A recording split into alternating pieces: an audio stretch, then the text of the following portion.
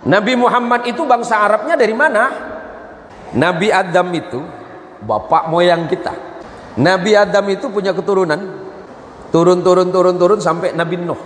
Nabi Nuh itu dari Nabi Adam sampai Nabi Nuh nggak ada bangsa Arab, semuanya sama. Nabi Nuh akhirnya punya 4 anak.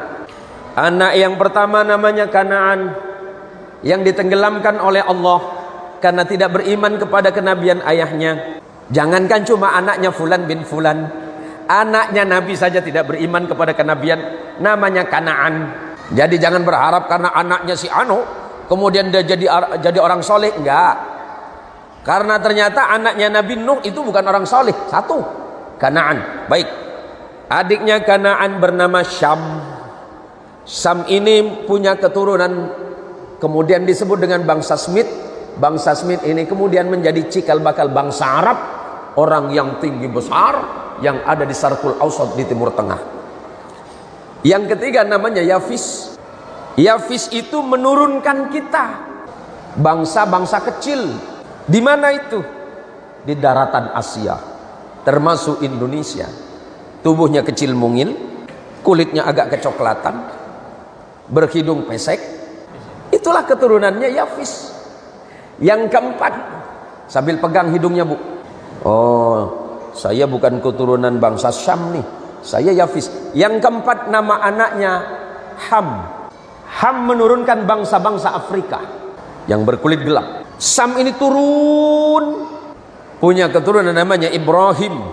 Ibrahim bukan orang Arab. Kenapa keturunan Sam bukan orang Arab? Karena dia berada di Irak. Irak itu orang Babilonia. Ini biar jelas sejarah Nabi, Pak. Ya, sejarah nabinya biar jelas. Dari mana asal usulnya? Ibrahim punya anak dari istri yang berasal dari Palestina, namanya Hajar. Lahir anak laki-laki bernama Ismail. Berarti Ismail itu terarabkan karena ibunya. Ibunya bangsa Arab Palestina. Ismail punya anak keturunan yang bernama Haidar. Haidar punya keturunan turun terus ke bawah. Salah satunya kemudian bernama Adnan. Adnan ini cikal bakal datuk moyang Nabi. Maka sering Nabi disebut dengan Arab Adnani. Turun lagi, turun sampai generasi kesekian belas, bertemulah kepada Hashim. Turun anak namanya Abdul Muttalib.